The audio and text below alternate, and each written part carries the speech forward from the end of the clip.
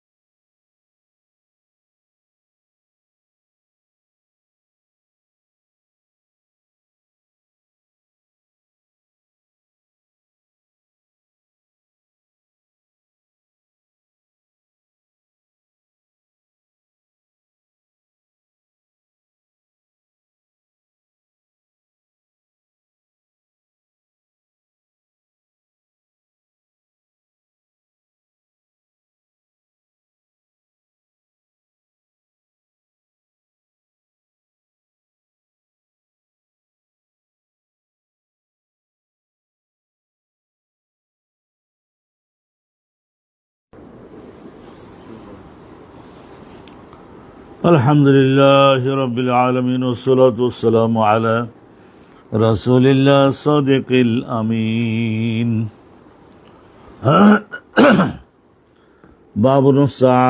বাবুস সাআতি আল্লাতী ফি ইয়াউমিল জুমআহ।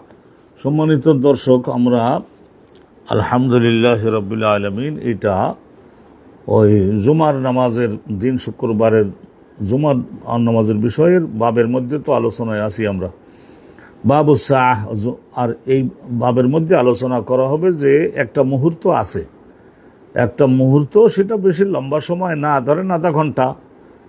বাবু সাহ, একটা সময় এমন আছে আল্লাহতি, সেই সময়টা মহামূল্যবান সময়। ওই সময়টার মধ্যে কোনো মোমেন বান্দা আল্লাহর কাছে যখন কিছু চায়, আল্লাহ রাব্বুল আলামিন জুম্মার দিনের ফজিলাত হিসাবে তার মোনাজাত কবুল করে থাকেন। ওই সেই মুহূর্তটা কোন মুহূর্ত? জুম্মার দিনের মধ্যে সেই মুহূর্তটা আছে।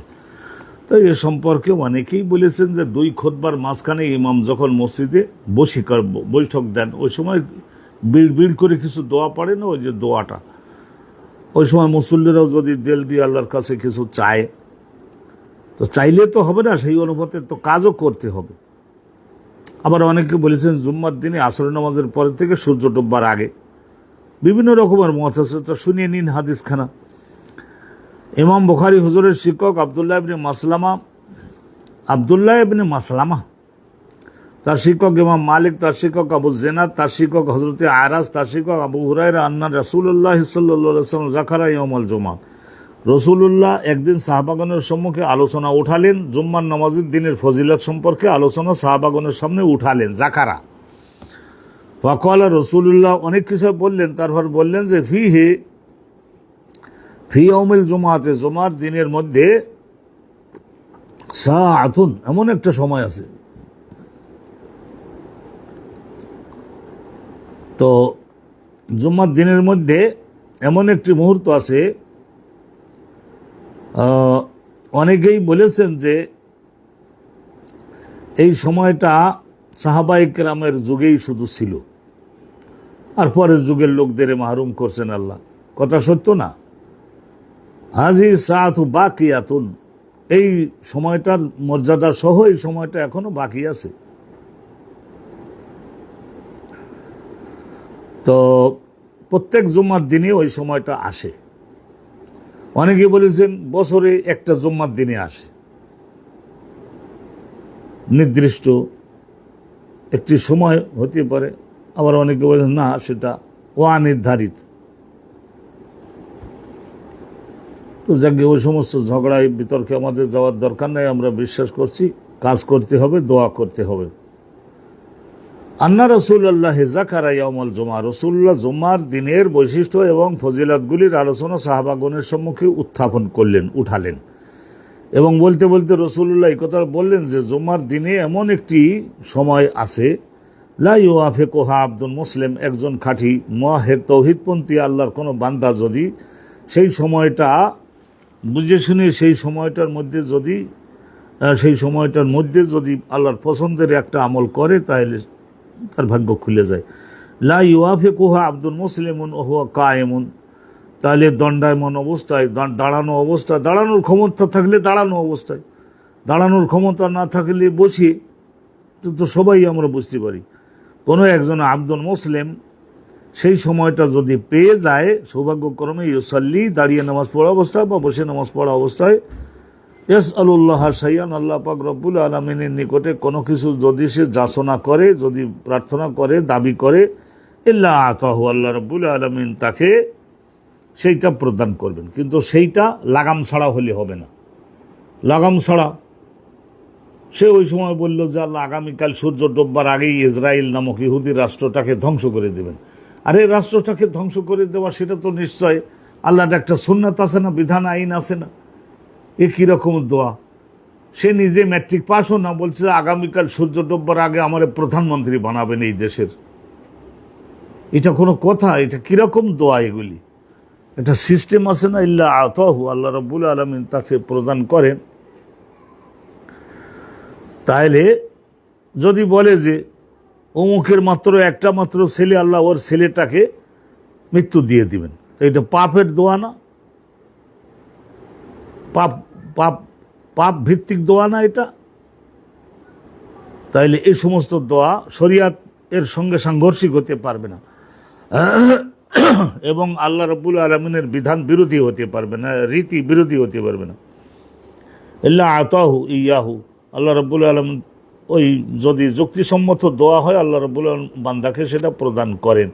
ও আশারা বিয়াদিহি ইউকাল্লিলুহা, ও আশারা বিয়াদিহি, রসুল্লাহ সাল্লাল্লাহু আলাইহি সাল্লাম তো এটা বললেন, আন্না রসুল্লাহ সাল্লাল্লাহু আলাইহি সাল্লাম ইশারা করে সাহাবাগণকে বোঝালেন, বিয়াদিহি, নিজের হাতের সাহায্যে ইশারা করে বুঝিয়ে দিলেন, ইউকাল্লিলুহা, যে এই সময়টা খুব বেশি লম্বা সময় না, এটা আধা ঘন্টা সময় হতে পারে। এরকম করে রসুল্লাহ বলে দিলেন অল্প সময়, এরকম করে বুঝিয়ে দিলেন যে সময়টা খুব বেশি বিরাট সময় না, 6-7 ঘন্টা আছে, একটু ঘুমাই নেই তারপরে যে দোয়াটা করবো, এইরকম না, অল্প একটু সময়। তাহলে জুম্মার দিনের মধ্যে আল্লাহ রাব্বুল আলামিন একটা সময় রেখেছেন, সেই সময় ইমানদারগণ যদি যুক্তিগ্রাহ্য শরিয়াত সম্মত একটা দোয়া করে, আল্লাহ ওই দিনের বরকত এবং রহমত এটা যে আল্লাহ তাদের দোয়াটাকে কবুল করে নিয়ে থাকেন, তবে সেইটা বেশি সময় না, অল্প সময়।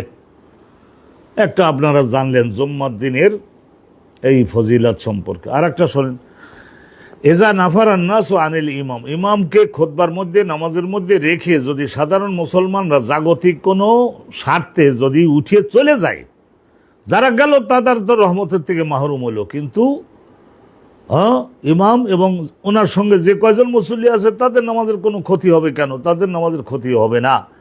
এজা নাফারা, যদি ভাগে চলে যায়, যদি নাফারা মানে জাহাবা, যদি চলে যায়, আর নাসু মুসল্লিগণ, ইমামকে আনিল ইমাম মানে ইমামকে মসজিদের মধ্যে রেখে, ফি সলাতুল জুমাআতে, জুমার নামাজের মধ্যে রাসূলুল্লাহ এবং সাহাবাগণ ছিলেন না 12 জন, বা সলাতুল ইমামে, ইমামের নামাজ, অনবাকিয়া, আর যারা রাসূলুল্লাহর সঙ্গে ছিলেন 12 জন, যাই যেতন, তাদের নামাজের কোনো ক্ষতি তো আর হবে না। আলহামদুলিল্লাহ, তারা তো 12 জনই ছিলেন, আর ইমাম বাদে আর 3 জন হলেই জুম্মার নামাজ হয়ে যায়। যারা গেছে ঠকিয়েছে, দুনিয়ার পেছনে দৌড়িয়েছে, তো বাকিদের নামাজ নষ্ট হবে কেন? হাদাসানা মুআবিয়া ইবনে আমর ক্বালা হাদাসানা যায়েদা আন হুসাইন। তাহলে মুআবিয়া ইবনে আমর ইমাম বুখারী হুজুরের শিক্ষক, তার শিক্ষক হযরত যায়েদা, তার শিক্ষক হুসাইন, তার শিক্ষক সালেম ইবনে আবিল জাদ, তার শিক্ষক জাবের ইবনে আব্দুল্লাহ আল আনসারী। ক্বালা বাইনামা নাহনু নুসাল্লি মা'আন নবী, ওই হাদিসখানা ওই কোনো একদিন আমরা জুম্মার নামাজ রাসূলুল্লাহর পেছনে মুক্তাদি হয়ে পড়তেছিলাম, তা মনে করেন 400-500 লোক হবে, নুসাল্লি মা'আন নবী, রাসূলুল্লাহর পেছনে মুক্তাদি হয়ে যাক, বালাতে ঈর বলা হয়। মনে করেন যে 400-500 উট আর এরকম বড় বড় শক্তিশালী গাধা, খচ্চর, এই সমস্ত পিঠের উপরে মালের বোঝা নিয়ে খাদ্য, কাপড়, অন্যান্য ফল পাকড়ার গুদাম, এই সমস্ত বহন করে নিয়ে, এই যে বাহরাইন, ওই যে বাহরাইন বলে একটা দেশ ছিল সৌদি আরবের পূবের বাড়ি, তো ওই সমস্ত জায়গা থেকে মদিনায় তখন একটু দোকান সমূহে, বাজার সমূহে খাদ্যের সংকট যাচ্ছিল। এই যে আকবালাতে ঈরুন, তো এখন উটের বিরাট একটা বাণিজ্য কাফেলা আসলো। ঈর শব্দটা স্ত্রীলিঙ্গে, সেই জন্য আকবালাত, আকবালা, আকবালু, আকবালাত আসলো। ঈরুন উটের একটা ক্ষুদ্র বাহিনী তাহমেলু তো আমান, খাদ্য পিঠে করে বহন করে এনেছে মদিনার লোকদের। তখন ফলতাফাতু ইলাইহা, তো মসজিদে যে সমস্ত মুসল্লিগণ নামাজ পড়তেছিলেন তারা সকলে তাকেই দেখলেন যে হ্যাঁ বাণিজ্য কাফেলা এসে গেছে, কি কি মাল আসলো, কি রেটে দেবে, খেজুর কিরাম দাম, আঙ্গুর কেমন দাম, এই সমস্ত ফল পাকড়া দেখাই তো যাচ্ছে। আটা আসছে, গম আসছে, শুটকি মাছ আসছে, শুটকি গোস্ত আসছে, কত কিছু আসছে, কাপড় চোপড় আসছে, ওষুধপত্র থাকতে পারে। হাত্তা মা বাকিয়া মা আন্নাবি ইল্লা ইসনাই আশারা রাজুলান, রসুল্লাহর সঙ্গে নামাজে 12 জনের মতো থাকলেন, গুনে দেখা গেল 12 জনের মতো থাকলেন, আর বাকি সব উঠিয়ে ওই বাণিজ্যের মাল কি কি মাল আসছে।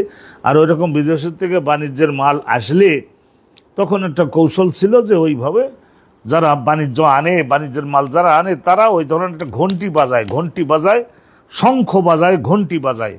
তো বাজাইলে, কারণ তাদের তো মাল আনা হয়েছে, তাদের মাল যদি বাণিজ্যের মাল হয়ে থাকে তাহলে বিক্রি করতে হবে, আর বিক্রি করতে গেলে তো প্রচার দিতে হয় না, এই মাল আমাদের কাছে আসেন, জুম্মার নামাজ পড়ে যাওয়ার সময় প্রত্যেকেই কিনে নিয়ে যাবেন, থো করে আমাদের সব মালগুলো বিক্রি হয়ে যাবে। ফানাজালাত হাযিহিল আয়াত, তখন এই আয়াত নাজিল হয়েছিল। ওয়াইজা রাউ তিজারাতান, জগতের ইমানদারগণ যখন দেখে বাণিজ্যের মাল এসেছে, বিদেশ থেকে মাল আসছে, সস্তা দামে দেবে,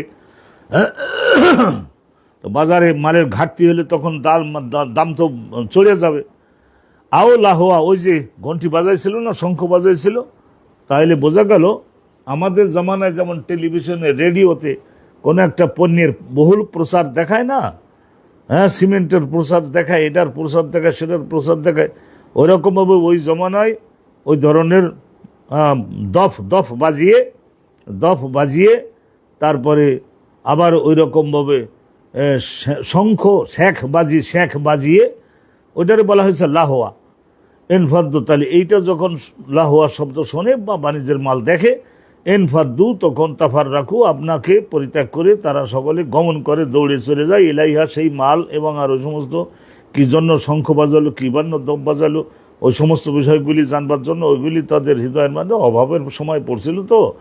ও তারা কাইমা, আর আপনাকে তারা দণ্ডায়মান অবস্থায় খুতবা দিচ্ছেন, এমন অবস্থায় তারা আপনাকে বর্জন করে মানে রেখে চলে গেল। তারা যারা গেছে তারা একটা মনে করেন গোনার কাজ তো হয়েছেই, কিন্তু তার মানে এই না যে তারা ইসলামের বাইরে চলে গেছে।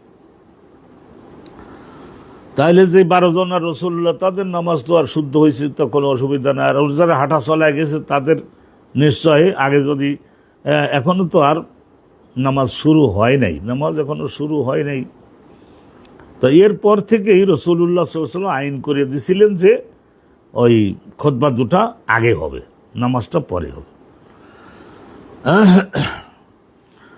এই বাবের মধ্যে আলোচনার সময় বাবু সলাতে বাদাল জুমাতে ও কবলাহা, জুম্মার নামাজের আগে কোনো অতিরিক্ত নফল নামাজ আছে কিনা, জুম্মার নামাজের পরে রসুল্লাহ কোনো নামাজ পড়েছেন কিনা, এই সমস্ত বিষয় নিয়ে ঝগড়া ফাসাদের দরকার নেই।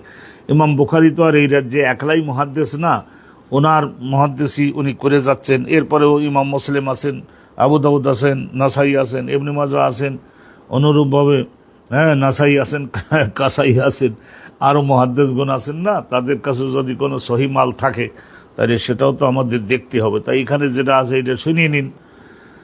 আল্লাহ রাব্বুল আলামিন ইমাম বুখারীকে জাযায়ে খায়র নসিব করুন, উনি কত কষ্ট করেছেন। তো আমরা যারা রাসূলুল্লাহকে জগৎবাসীর সামনে তুলে ধরার বিষয় সাধনা করেছেন, আমরা তাদের সকলের পদধূলি আমরা গ্রহণ করি, আমরা তাদের কদম প্রয়োজনে গাড়ির উপরে নিতে, মাথার উপরে নিতে, চোখের উপরে নিতেও তো আমরা আগ্রহী আছি। আলহামদুলিল্লাহ, ইসলামের এই সমস্ত বিরাট খেদমতগার, তাদের কাউকে আমরা ছোটোখাটো করি না। বাবুন সলাত, বাবুন এটা মানে হাজা বাবুন, এটা মুবতাদা খবর আলাদা বাক্য। আর সলাতু বাদাল জুমাতে ওয়া ক্বাবলাল জুমা, জুম্মার নামাজের আগে বা পরে কি কি নামাজ আছে সে সম্পর্কে জানুন। হাদাসানা আব্দুল্লাহ ইবনে ইউসুফ ক্বালা আখবারানা মালিকুন আন নাফি'ন আন আব্দুল্লাহ ইবনে ওমর আন্না রাসূলুল্লাহ কানা ইউসাল্লি ক্বাবলা যুহরি রাকাতাইন, রাসূলুল্লাহ সাল্লাল্লাহু আলাইহি ওয়াসাল্লাম তিনি যোহরের নামাজের আগে 2 রাকাত নামাজ পড়তেন, ওয়া বাদাহা রাকাতাইন, আর যোহরের নামাজের পরে আরও 2 রাকাত নামাজ পড়তেন। তা যোহরের আগে 2 রাকাত, পরে রাকাত। এখন আপনি বলবেন যে যোহরের আগে 4 রাকাত, এইটা তো শত শত হাদিসে আছে। ইমাম বুখারী বললেন 2 রাকাত, উনি হয়তো কোনোদিন রাসূলুল্লাহ সাল্লাল্লাহু আলাইহি ওয়াসাল্লাম আব্দুল্লাহ ইবনে ওমর দেখছেন 2 রাকাত পড়তে। আসলে এই যে 4 রাকাত, এটা তো বহু সংখ্যক হাদিসে আছে। তাহলে একটা হাদিস পড়লেই কি সেখান থেকে চূড়ান্ত একটা ডিসিশনে যাওয়া যায় নাকি?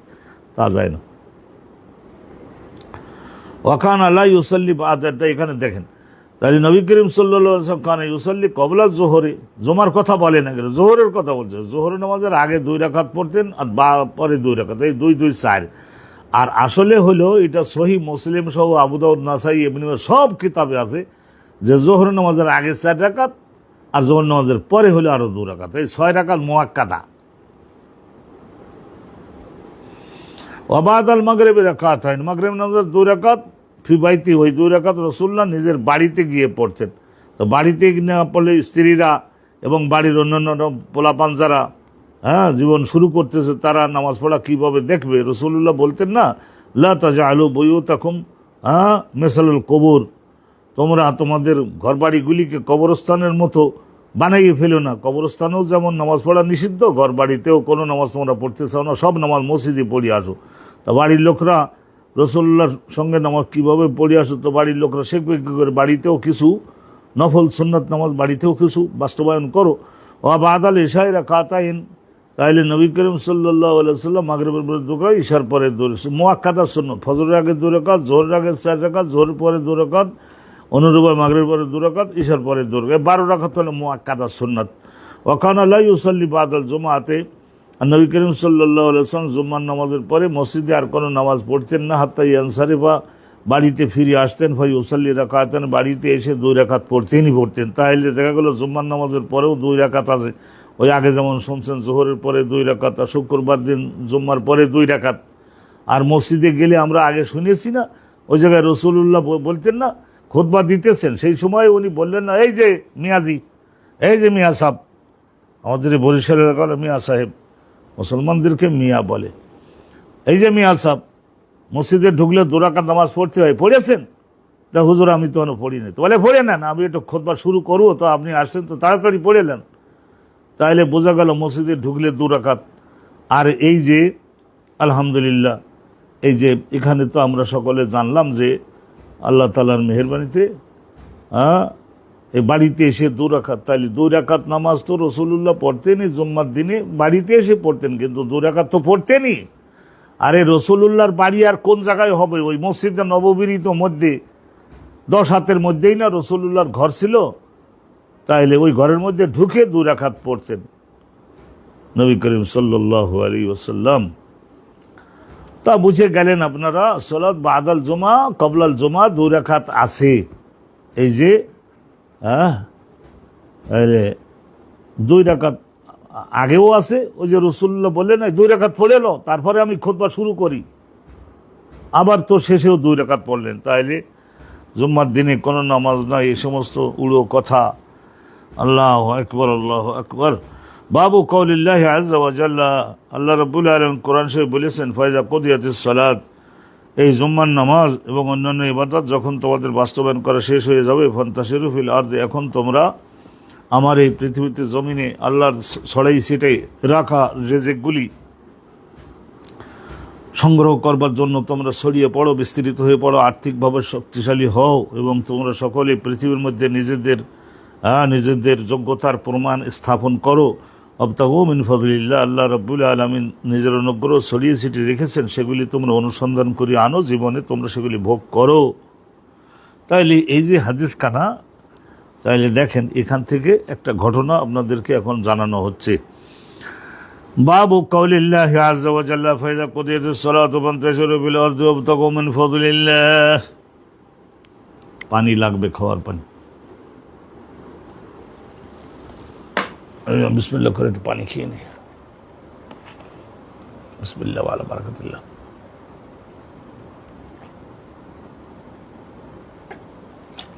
এই 3 ঢোক খেয়ে পানির গ্লাসটা নবী আলাইহিস সালাম নাকের মুখের কাছ থেকে সরাতেন, এরপরে ভেতরের বাতাস বাইর করে ফেলে দিতেন। ভেতরের বাতাসের সঙ্গে একটা কার্বন যুক্ত হয়ে আসে, আবার দিতেন।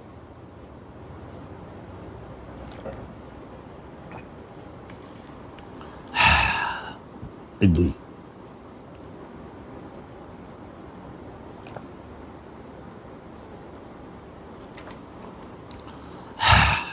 3 পানি খাওয়ার সময় আপনাদের ওটা দেখাই দিলাম এই সুযোগে। আল্লাহ, নবী আলাইহিস সালামের মতো চাল চলনে আনবার চেষ্টা করতে তো হবে। পারা তো যায় না, শয়তান তো করতে দেয় না ওদের, কিন্তু চেষ্টা করছে। মারবার পরে আর চেষ্টা করব ভালো করে ধরুন। আজ হাদাসানি সাঈদ ইবনে আবি মারিয়াম, বুখারী হুজুরের শিক্ষক সাঈদ ইবনে আবি মারিয়াম, তার উস্তাদ আবু গাসসান, তার উস্তাদ হচ্ছেন আবু হাজিম, তার উস্তাদ হযরত সাহাল ইবনে সাদ আস-সাঈদি, ওই যে সাঈদি হুজুর সাহাল ইবনে সাদ আস-সাঈদি কয়লা, তিনি বলছেন যে কানাত ফিনা ইমরাতুন, আমাদের ওই মদিনাতে একজন মহিলা ছিলেন, আমাদের খালা সম্পর্কে, মায়ের মতো বয়সী খালা সম্পর্কে। তাইরে ফিনা ইমরাতুন, একজন মহিলা ছিলেন, তাজা আলু আলা আরবি আইন ফি মাজরাতিল্লাহ সেলকান, তাজা আলু বপন করে দিত আলা আরবি আহ, রবিউন শব্দের আর বহুবচন আরবি আহ। রবিউন মানে পানি যাওয়ার নালা, মনে করেন 1 হাত চওড়া 1 হাত গভীর, ওখান থেকে পানি যায় ও ক্ষেতের দিকে, খেজুরের বাগানের ক্ষেতের দিকে পানি চলে যায়। তাহলে যেখান দিয়ে পানি যায়, ওই পানি যাওয়ার ওই নালা দিয়ে পানি গেলে নালার পাশে আসে যে মাটি থাকে না, উঁচু করা মাটি থাকে, সেগুলি ভেসবে না বেশি। তো ওই জায়গায় বুদ্ধি করে ওই মহিলা শাকের বীজই বপন করে দিতেন। উনি শাকের বীজ বপন করে দিতেন, ডাঁটা শাক। ঘটনা শোনেন। তাইলে আমাদের মাঝে একজন মহিলা ছিলেন মদিনায়, তাজা আলু, উনি বপন করে দিতেন আলা আরবে আহ। রবিউন শব্দের বহুবচন 2টা, এক হলো বসন্ত আর এক হলো রবিউন, মানে পানি যাওয়ার নালা। এখানে হলো পানি যাওয়ার নালা। আরবে আহ ফি মাজরা আহ লাহা, তাইলে ওই খালার একটা এই ধরনের শাকসবজি উৎপাদনের একটা ক্ষেত ছিল, সেখানে খেজুর গাছের চারাও লাগাই দিলে 2 বছর 3 বছরের মধ্যে খেজুর হওয়া শুরু হয়ে যায়। ফুলকপি পাতাকপি যেরকম আমরা লাগাই না, আলু লাগাই না, উঁচু মাটি ঢিবির মাঝখান দিয়ে একটু নিচু থাকে না, ওর মধ্যে দিয়ে পানি ছেড়ে দিতে হয়, তাইলে ওই সমস্ত গাছের গোড়ায় শেকড়ে পানি দিতে পারে প্রচুর, আর গাছটা লক লক করে বেড়ে ওঠে। আলা আরবে আইন ফি মাজরাতিল্লাহ, তো ওনারও যে পানি যাওয়ার নালা, আর ওই নালাগুলা কোথায় যাবে, ফি মাজরাতিল্লাহ, ওই মহিলার একটা কৃষি ক্ষেত, সেখানে মনে করুন আর গাছপালা লাগাইছে। সেলকান, তাইলে এখানে তাজা আলু সেলকান, সেলকান মানে চকনদার বলা হয়, চকনদার মানে শাক, চকনদার শাক লাগাই দিত ওই নালার 2 বারে। ফাকানাত ইজা কানা ইয়াউমুল জুমআ, ফাকানাত ইজা কানা ইয়াউমুল জুমআ, জুম্মার দিন যখন আসতো, তাইলে জুম্মার দিন যখন আসতো, কানাত তানজেউ, তখন ওই মহিলা কি করতেন, তানজেউ উনি উঠাতেন। মদিনার ওই দেশে 10 দিন 15 দিনের মধ্যে শাক হাঁটু সমান উঁচু হয়ে যায়। তানজেউ তার মানে শাকগুলা শেকড় সহ উঠাতেন। উসুলা সেলকে, এই সেলকুন আমরা ওই যে পালন শাক, সেলকুন মানে পালন শাকও বলে সৌদি আরবের লোকরা, সেলকুন মানে পালন শাক, সেলকুন মানে ডাঁটা শাক, লাল হতে পারে সবুজ হতে পারে, পালন শাক তো সবুজই হয়। আর এই সমস্ত যে আমরা এইগুলো সমস্ত পুঁই শাক চুশাক, এই সব জাতীয় শাক যেগুলি, সবগুলোকে আরবি ভাষায় সেলকুন বলে। তাইলে ওই জায়গায় এই সমস্ত শাকের উসুল মানে ডাঁটা গোড়া, এগুলি গোড়া সহ উনি উঠাতেন। তাজা আলু হবে কেটে নেন, তারপরে এগুলো ভালো করে কেটে ভালো করে সুলে একটু খোসা থাকে না, যেগুলি সাধারণ সেদ্ধ হতে চায় না, তো ওইগুলো সুলে ফেলে তারপরে কেটে নেন ডেগের মধ্যে দিয়ে, সুম্মা তাজা আলু আলিহে। তারপরে ওই যেখানে শাক তো দিলেনি, শুধু শাক দিলে তো হবে না, আমরা শাকের সঙ্গে আলু দেই, শাকের সঙ্গে মাছ দেই। সুম্মা তাজা আলু আলিহি, তারপরে ওই যে সেলকুন যে শাকগুলা কেটে ডেগের মধ্যে দিয়েছে, ওর মধ্যে আবার ওই মহিলা দিতেন কবজাতান মিন শাইর মানে জব, মনে করেন যে এরকম 2 হাতে নিয়ে এরকম ভাবে 2 কোষ জবও ওর মধ্যে দিয়ে দিল। জব আর শাক এইগুলি আসলে মশলা ঠিক মতো দিয়ে রান্না, যে মহিলা জানেন সে যে কোনো খাবারকে, হালাল খাবারকে স্বাদময় বানাইয়ে অতিথিদের আনন্দ দিতে পারেন। কিন্তু সেজন্য আমাদের দেশে মিষ্টি কুমড়া, সিম, কত জিনিস আছে না। তাহলে সেলকান ফাকানাত ইজা কানা ইয়াউমুল জুমআ তানজা উসুল সেলকে, শাকের গোড়াগুলি উনি উঠাতেন। তাজা আলু ডেগের মধ্যে কেটে দেওয়া মানে নিশ্চয়ই ওই শাকের টাটা এগুলো গোড়া টোড়া যেগুলো আছে, আষ্টার জাতীয়গুলো সমস্ত ভালো করে, তা সব কথা কি আর বলা লাগবে এখানে হাদিসে। তাজা আলু আলাইহি কবজাতাম মিন শাইর, তারপরে জব কবজা, মানে কবজা মানে যদি লোকজন বেশি হয় তাহলে এক কবজা এক মুঠো দিলে কি আর সে অতিথিদের খাওয়ান যাবে? মুঠো মুঠো করে তার মধ্যে কয়েক মুঠো দিয়ে দিতেন জব। তাতাহানুহা আর ওই জবগুলি ওইগুলি একটু ভাজি করে তারপর যাতাই পিষে একটু মোটামুটি ভেঙে নিতে হবে, 3-4 খণ্ড তো বানাই নিলে ভালো। ফাতা কোন উসুল সেলকে আরাকাহু, তাহলে শেষ পর্যন্ত দেখা গেল ওই যে পালন শাকের গোড়াগুলি যেগুলি উসুল মানে শেকড় টেকড় যেগুলো দেশে, সেগুলো আরাকাহু তখন কি হয়ে গেল? ঝোলে পরিণত হলো, ঝোল সুরবা এটাই পরিণত হলো। কার ঝোল হবে? ওই যে জব যেটা দেশে না, ওই জবের মধ্যে এগুলি হয়ে যাবে ঝোলের মতো, তরকারির মতো। ওয়াকুন্না নানসারিফু মিন সালাতিল জুমআহ, আর ওই যে হযরতে সাহাল ইবনে সাদ বলছেন যে নানসারিফু, আমরা জুম্মার নামাজ পড়ে। দেখছেন খাওয়ার লোক কোন যুগের মানুষদের না ছিল। তো এখন ওই মহিলায় শুক্রবারের দিন জুম্মার নামাজের পরে ওই যে সেলকুন, ওই শাকের ডাঁটা টাটা দিয়ে আর জব দিয়ে একটা ভালো খাবার তৈরি করে, ওটা খাইছে তো আগে 2-1 বার। এই ছেলে বসু এরকম একদিন খাওয়াইতেছে তো লোভ পেয়ে গেছে, আর প্রত্যেক দিন যায়, প্রত্যেক দিন মানে প্রত্যেক জুম্মায়। ওয়াকুন্না নানসারিফু মিন সালাতিল জুমআহ, জুম্মার নামাজ আদায় করার পরে আমরা যখন ফিরে আসতাম, ফানুসাল্লিমু আলাইহা, তখন ওই মহিলার বাড়িতে গিয়ে আমরা সালাম দিতাম। খালাম্মা কেমন আছেন? আসসালামু আলাইকুম ওয়া রাহমাতুল্লাহি ওয়া বারাকাতুহু। খালাম্মা কেমন আছেন? তার মানে ওই বুড়ি বুঝে যেত যে বাবা খাওয়ার লোভে আইছে, আচ্ছা আসো বাবা আসো। ফানুসাল্লিমু আলাইহা, ওনারা সালাম দিতাম। ফাতুকাররিবু, তাইলে উনি বসতে বলতেন আর আমরা বসে যেতাম। খুব মজাদার তো। ফাতুকাররিবু, তারপর নিকটে এনে দেয় জালিকা, তো ওই খাদ্যটা এলাইনা, আমাদের সকলে। ফানালাকু, আমরা চেটে খাইতে লাগলাম, খুব মজা লাগে তো, আর পেটে বসে কি দিয়ে তাই না লাকু, আমরা চেটে খাইতাম না লাখা।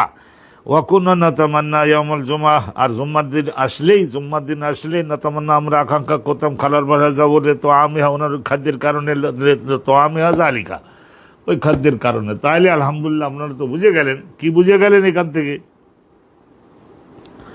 যে কি বুঝে গেলেন? যে জুম্মার নামাজটা পড়া শেষ হয়ে গেলে মসজিদের মানে শুয়ে থাকো, বসে থাকো, ঝিমাও, এইটা তো আমি আল্লাহ দাবি করি নাই। আমি কি দাবি করেছি? এখন ফান্তাসিরু ফিল আরদি, এখন পৃথিবীতে যেখানে ভালো খাওয়ান আছে সেখানে যাও। নিজের বউ মা তারা যদি খাদ্য রান্না করে তাহলে সেখানে যেতে হবে। খাওয়া রেডি করেছে তো সেইটা খাও। খাওয়ার পরে যদি অন্য কোনো ইম্পর্টেন্ট ওয়ার্ক ডিউটি না থাকে তাইলে একটু বিশ্রামও করতে পারো, কাইলুলাও করতে পারো। পরের হাদিস থেকে আমরা জানতে পারছি ওয়াবতাগু মিন ফাদলিল্লাহ, আল্লাহ রাব্বুল আলামিনের দান অনুগ্রহ ইসলাম সম্মত হালাল রিজিক যেখানে আছে সেখান থেকে খেয়ে আসো, কামাই করে আনো। আর ওই 1খানা হাদিস 2খানা হাদিস, এখান থেকে আমরা 3খানা হাদিস শুনে নিচ্ছি। বিসমিল্লাহির রহমানির রহিম। এই কিন্তু জুম্মার নামাজের এই আলোচনাটা ওই দিনের মর্যাদা, ওই দিনের কর্তব্য, ওই দিনের আইন ও বিধান সব কিছুর আলোচনা শেষ হয়ে যাচ্ছে, কিন্তু গেল কিন্তু আর সামান্য 2-1টা হাদিস মনোযোগ দেন। হাদাসনা আব্দুল্লাহ ইবনে মাসলামা ক্বালা হাদাসনা ইবনু আবি হাজিম আন আবিহি, এই যে ক্বালা হাদাসনা ইবনু আবি হাজিম আন আবিহি আন সাহাল ইবনে সাদ, ওই যে সাহাল ইবনে সাদ তরুণ বয়সের সাহাবী, বেহাজা উনি এই ঘটনাটা বর্ণনা করেছেন। ওয়াকালা, এবং তিনি বলেছেন, মা কুন্না নাকিলু, আর আমরা কাইলুলা, নাকিলু মানে নাকুলু না নাকিলু, আমরা কাইলুলা করতাম না জুম্মার দিনে। ওয়ালা নাতাগাদ্দা, আর আমরা হেভি খাওয়া খাইতাম না, ইল্লা বাদাল জুমা, হেভি খাওয়া খাইতাম সেটা জুম্মার নামাজের পরে। আর একটু বিশ্রাম যদি কাজ না থাকে তাহলে নিতাম, অবশ্যই নিতাম, সেটাও জুম্মার নামাজের পরে, জুম্মার নামাজের আগে না। আমাদের বাংলাদেশে যারা সারা সপ্তাহে 6 দিন অফিসিয়াল ওয়ার্ক করেন, হার্ড ডিউটি পালন করেছেন, তারা জুম্মার দিনে ফজর নামাজের পরে যদি 2 ঘন্টা ঘুমান, শরিয়াতে নিষিদ্ধ নয়, ঘুমাতে পারবেন। কিন্তু রাসূলুল্লাহ সাহাবাগণ ওনারা জুম্মার নামাজের পরে ঘুমাতেন, একটু ঘুমাই নিতেন কাইলুলাহ। আর দিনের বেলা না ঘুমানো এটাই বেহেতের উত্তম।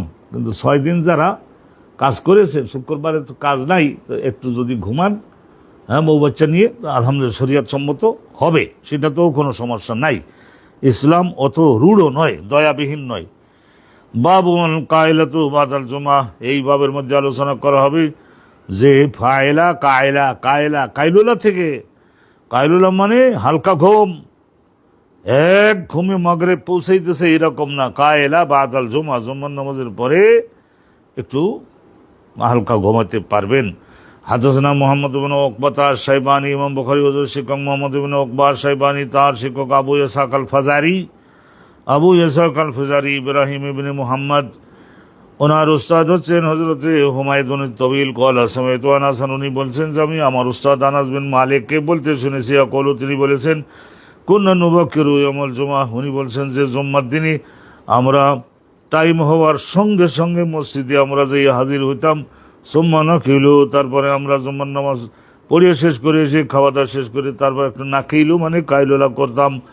খবরদার নাকিলু নাবিউ, এইটা আপনাদের সামনে আমি মাঝে মধ্যে দু একটা ব্যাকরণের কথা নাহসরের কথা বলে দিয়ে থাকি। তো 3 হরফ বিশিষ্ট ফেলের যদি আইন কলমা মানে মাঝখানের শব্দটা যদি ইয়া হয়, বাবে দরাবা ইয়াদরিবুতে যাবে। লাম কলমাটা যদি ইয়া হয়, যেমন নারমি রমিয়ন, ওই শেষে ইয়া, আর বাইউন মাঝখানে ইয়া, তাহলে বাবে দরাবা ইয়াদরিবুতে যাবে। সেই হিসেবে এখানে কাইলুলা কালা ইয়াকিলু কলা ইয়াকিলু, কিন্তু যদি ওয়াও থাকে আইন কলমায় লাম কলমায়, যেমন নাকুলু, তাইলে নাসারায় যাবে। অনুরূপভাবে যদি নাদউ লাম কলমায় ওয়াও থাকে নাসারায় যাবে। এগুলি সবই আজহারি ইউনিভার্সিটিতে আমরা ওস্তাদ ছিলেন, আলহামদুলিল্লাহ সুন্দর করে পড়াতেন। তাছাড়া এই সমস্ত বিষয়গুলি ওই যে কাফিয়া নামক একটা কিতাব আছে না, কাফিয়া, এটা হলো নাহুর উপরে, আর ওরার একটা বোন আছে ওক্তল কাফিয়া সাফিয়া, ওই তার নাম সাফিয়া।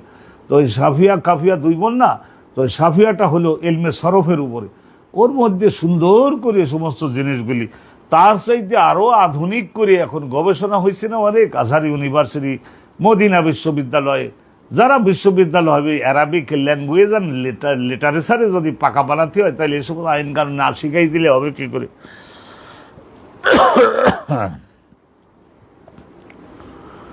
তাইলে এখানে একটা হাদিস শোনেন। حدثني سعيد بن أبي مريم قال حدثنا أبو غسان قال حدثني أبو حازم عن سهل بن سعد الساعدي قال كنا نصلي مع النبي صلى الله عليه وسلم الجمعة, আমরা সকলে রাসূলুল্লাহর সঙ্গে জুমার নামাজ আগে পড়তাম। সুম্মা তাকুনু আল কায়লা, তারপরে আমাদের কায়লুলাটা হয়ে যেত বিকালে জুমার নামাজ পড়ে খেয়ে দিয়ে। তার না খেয়ে আর কেউ ঘুমায়, পেটে খিদে থাকলে সে ঘুম আসে। বিসমিল্লাহির রহমানির রহিম। তাহলে জুমার আলোচনাটা গেল। এখন সালাতুল খাউফ সম্পর্কে শোনেন। আলহামদুলিল্লাহ, সুন্দর এত মজাদার আলোচনা। আল্লাহ তাআলার ইসলাম এত সহজ।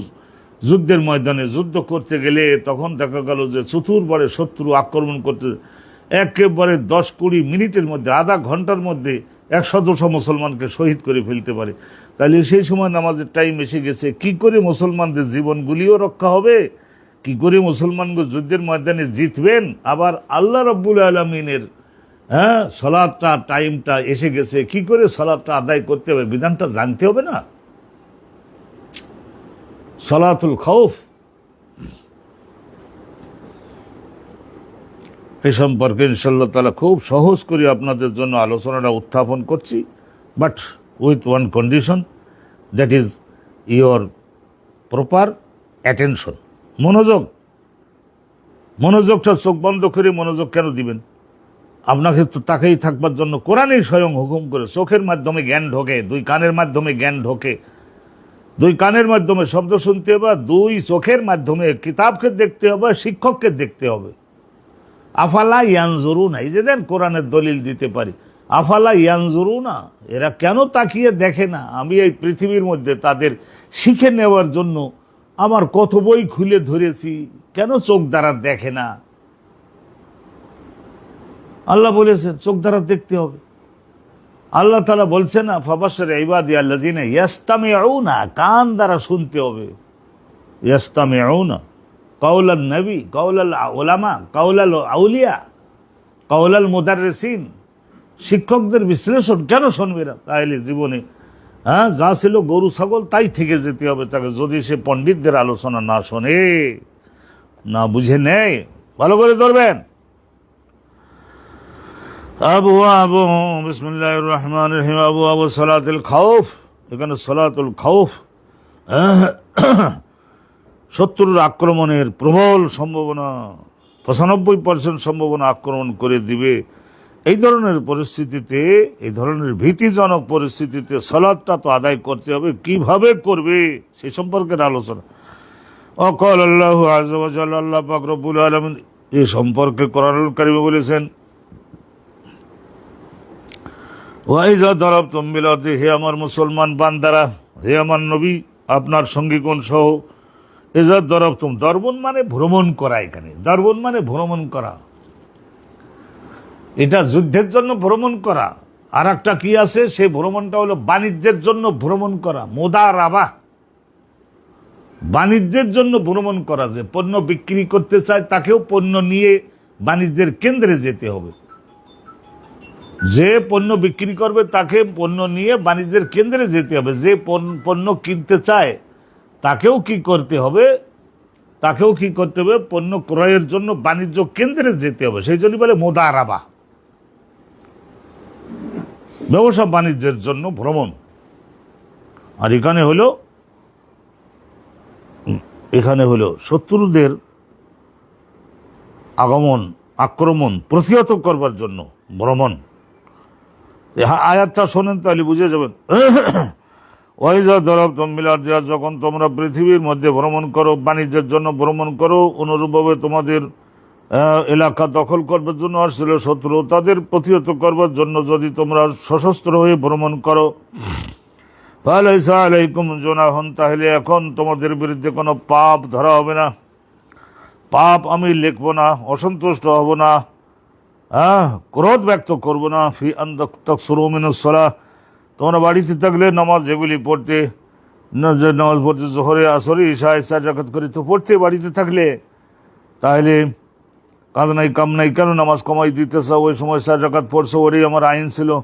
কিন্তু এখন তোমরা সকলে এই সফরের মধ্যে যাচ্ছ, সফরের মধ্যে যেতে গিয়ে তারপরে এখন তোমাদের একটু ক্লান্ত হয়ে পড়ছো, তাহলে এখন তোমার নামাজকে সংক্ষিপ্ত যদি করো, তাতে তোমাদের বিরুদ্ধে আমার কোনো রাগ থাকবে না এবং আমি কোনো ক্রুদ্ধ হব না। কাফেররা তোমাদের সকলের উপরে হামলা করে তোমাদের ক্ষতবিক্ষত করে দেবে, তোমাদের অনেককে হত্যা করে বধ করবে, এই আশঙ্কা প্রবলভাবে যদি তোমরা বোধ করো, তাহলে তোমাদের নামাজকে তোমরা তাড়াতাড়ি করে 4 রাকাতের জায়গায় 2 রাকাত করে দাও, আমি তাতেই সন্তুষ্ট। বুঝলাম বান্দা, তোমরা আমার আশাই।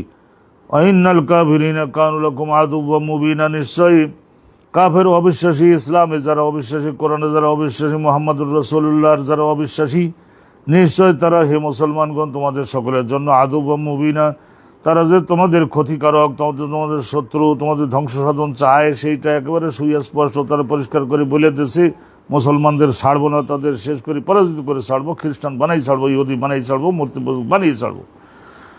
ওয়াইজা কুনতা, দুদর্শন যদি থাকতে চায় ঘাপটি মারিয়ে থাকুক, প্রকাশ্যভাবে কোনো কিছু এগুলো প্রদর্শন করতে পারবে না। ওয়াইজা কুনতা ফিহিম, আর এই যে ওই পরিস্থিতিতে নামাজ কিভাবে পড়তে হবে, এখানে ইমাম বুখারী শর্ট করছেন, কিন্তু এই ডান পাশে এখানে দেখেন এই বিরাট আকারে লিখে দিয়েছেন না আয়াতটা, এই যে আপনারা তো দেখতে পাচ্ছেন, তো সেই জন্যই আমি আবার এখান থেকে আপনাদের একটু পড়িয়ে শোনাই দিতেছি আয়াতটা।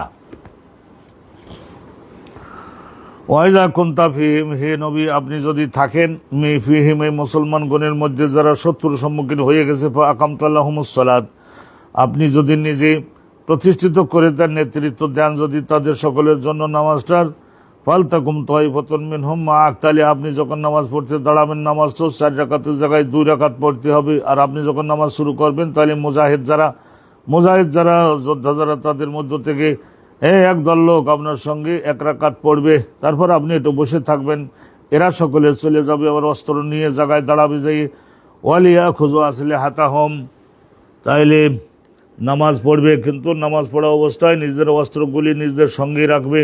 ফাইজা সাজাদু, এরা যখন নাকি আপনার সঙ্গে 1 রাকাত পড়ে ফেললো, ফালিয়াকুনু মিন ওয়ারাইকুম, এরা আবার উঠে পেছনের দিকে চলে যাবে। ওয়ালতাতি তাইফাতুন উখরা, দ্বিতীয় আরেক যারা নামাজ 1 রাকাত এখনো পায় নাই, তারা সকলে আসবে আপনার পেছনে।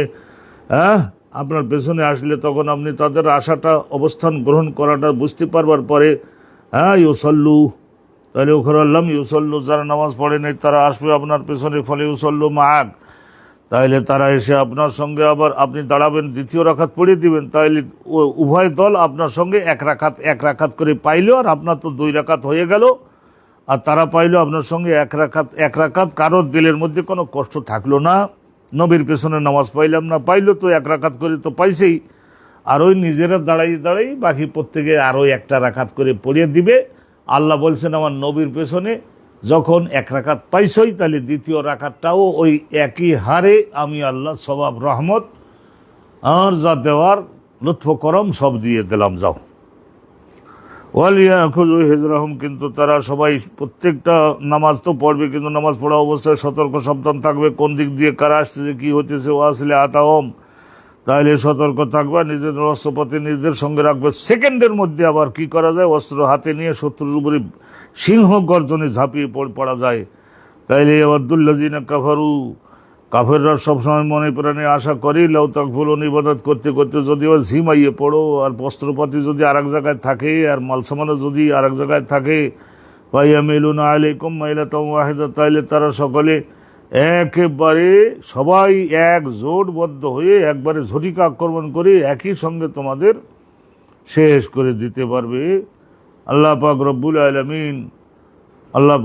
আলামিন এরপরে আরেকটা আলোচনা করেছেন, কোনো পাপ লিখবো না আমি, তোমাদের কারোর দেহে যদি ব্যাধি থাকে অথবা যদি বৃষ্টিতে আক্রান্ত হও আর যদি ব্যাধিগ্রস্ত হও আর নিজের অস্ত্র বহন যদি নিজে না করতে পেরে থাকো, তাহলে অস্ত্রপাতি নিজেরই পাশে যদি নামাইয়ে রাখো, আবার হাত বাড়াই নিয়ে নেওয়া যায়, তাহলেও তাতেও আমি তোমাদের বিরুদ্ধে কোনো অসন্তুষ্ট হব না, কারণ তোমার যে রোগ ব্যাধিতে দুর্বল হয়েছে সেটাও আমি জানতে পারতেছি, বৃষ্টির কারণে যে ওই ভিজে গেছে সবটাও আমি জানতে পারতেছি। কিন্তু আমি তোমাদের বলি, অস্ত্রটা নামাই রাখলে কিন্তু জ্ঞান বুদ্ধি সজাগ রেখো, চোখ কান খোলা রেখো, খুজু হেজরাকুম, তোমরা সতর্ক সাবধান থাকো। ইন্নাল্লাহ আ'আদ্দা লিল কাফিরিনা, নিশ্চয় আল্লাহ পাক রব্বুল আলামিন এখানে বলছেন আ'আদ্দা লিল কাফিরিন, নিশ্চয় আল্লাহ রব্বুল আলামিন ইসলাম বেআইনিভাবে ধ্বংস করে মুসলমানদের ধ্বংস করবার জন্য যারা চেষ্টারত হয়, আল্লাহ তাদের জন্য রেডি করে রেখেছেন আযাবান সুবহানাল্লাহি ওয়া বিহামদিহি আযাবান মুহিনা, আল্লাহ তাদের জন্য নির্ধারিত করে রেখেছেন অপমানজনক এক প্রকারের শাস্তি। দেখবো তারা এমন একটা পরিস্থিতিতে পড়বে অপমানিত হওয়া ছাড়া গোটা পৃথিবীর মধ্যে। আলহামদুলিল্লাহ, তো দেখলেন আমাদের এই প্রতিবেশী বড় একটা দেশ কিভাবে করলো, আর এই সমস্ত মাদ্রাসার উপরে আল্লাহ তাদের কি করে দিলেন সেটা তো আপনারা সকলে দেখলেনই। কিন্তু মুসলমানগণকে সজাগ হতে হবে, অস্ত্রের উপরে নিজের নিয়ন্ত্রণ ষোলোয়ানা থাকতে হবে। আর ওদের তুলনায় সকল সাইড দিয়ে কোয়ালিটিতেও আমাদের বর্তরি মানে শ্রেষ্ঠত্ব থাকতে হবে। যে এটা আমরা পরিষ্কার করে দিলাম, আলাইকুম জুনাহ ইলা কাউলিহি আযাবাম মুহিনা, এই যে এই পর্যন্ত এই আয়াতটার পুরো সুন্দর অনুবাদ করে দিয়েছি। এখন এই আয়াতটা ইমাম বুখারী হেডিং হিসেবে দিলেন।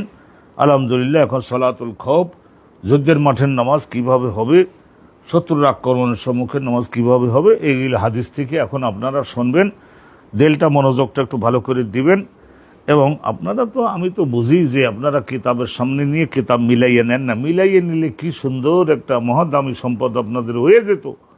কিন্তু আপনাদের তো, আমাদের অনেকের মধ্যে ঘোড়া রোগটা যে আছে, তা সেটা তো আমরা বুঝতে পারি গাফলাত, না না না বুঝে যাবো, কানের কাছে মোবাইল থুয়ে তারপরে হয়তো শুনতেছে, তার শোনেন, আপনি তো ওটা না শুনলে আমি বা কি করতাম। হাদাসানা আবুল ইয়ামান ক্বালা আখবারানা শুআয়বুন আনিজ যুহরি, ইমাম যুহরি, এই যে তিনজন গেল। ইমাম বুখারী মুহাম্মদ বিন ইসমাইল, তার আবুল ইয়ামান, তার উস্তাদ হযরত শুআয়ব, তার উস্তাদ ইমাম যুহরি, মুহাম্মদ বিন মুসলিম ওনার নাম, তাবেঈ। সাআলতুহু, হযরত শুআয়ব বলেন যে একবার আমি যুহরি হুজুরকে জিজ্ঞাসা করেছিলাম, হাল সাল্লান নবী সাল্লাল্লাহু আলাইহি ওয়াসাল্লাম, নবী করিম সাল্লাল্লাহু আলাইহি ওয়াসাল্লাম কি কোন সময় সালাতুল খাউফ পড়েছিলেন কিনা, যুদ্ধের মাঠে শত্রুর একেবারে আক্রমণের সম্মুখীন হয়ে অনুরূপভাবে এই নামাজ কিভাবে আদায় করতে, এই যে আছে না কোরআন শরীফ আল্লাহ যেমন বলে দিয়েছেন, নবী 2 রাকাত পড়বে, প্রথম রাকাতে অর্ধেক মুসল্লি নবীর সঙ্গে থাকবে, তারপরে এরা আবার চলে যাবে, আবার দ্বিতীয় দল আসবে নবীর সঙ্গে, শেষের 1 রাকাত পড়বে, আবার ওরা প্রত্যেকেই নিজের নিজের জায়গায় দাঁড়াইয়ে আরো 1 রাকাত পড়িয়ে নিবে। আল্লাহ দেখতেছেন না যুদ্ধের মাঠ এটা। সালাতুল খৌফ রাসূলুল্লাহ কোন সময় কি পড়ছিলেন?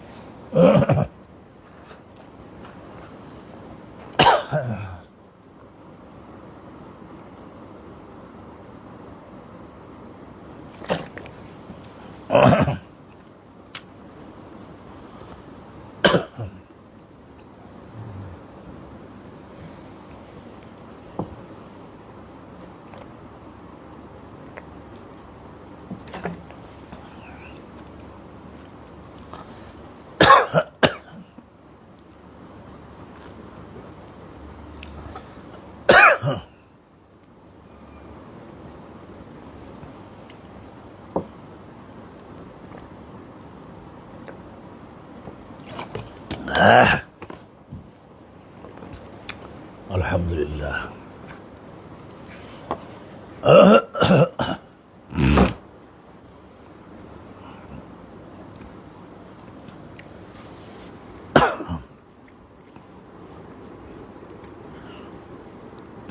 সোহায়েব বলছেন, মহাদ্দেস সোহায়েব বলছেন, আমি জোহরি হুজুরকে জিজ্ঞাসা করলাম,